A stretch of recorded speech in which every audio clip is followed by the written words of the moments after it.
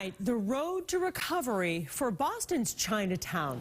The pandemic played havoc on the restaurants and shops in the community, and now 2 years later, things are beginning to improve. WBZ's Beth Germano takes us to Chinatown, where business is finally starting to come back.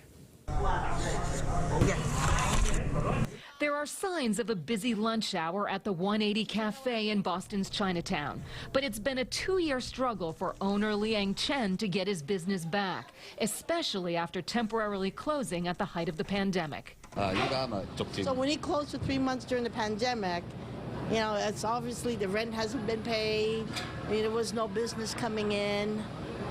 It's just like it was completely stopped.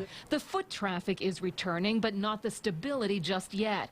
Debbie Ho with Chinatown Main Streets says the businesses are still relying on persistence. 2 years later, there's still struggles. There's no doubt about it. Back rent, hiring. During the pandemic, this street was empty. It was like a ghost town. In a matter of weeks, some businesses lost as much as 80% when a state of emergency was declared in Massachusetts. Jackie Church, who runs food and culture tours here, says there were a number of factors. We have that economic pressure, we have the fear of the racism and the attacks, and we have the empty office towers and empty buildings.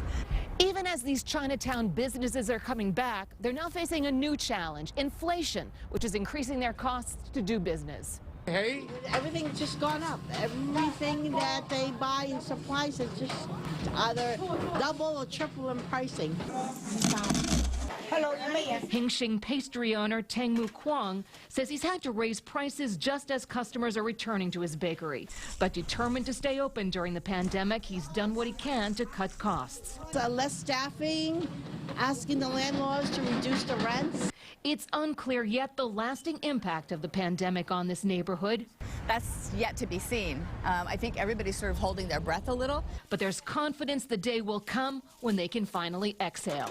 In Chinatown, Beth Germano, WBZ News.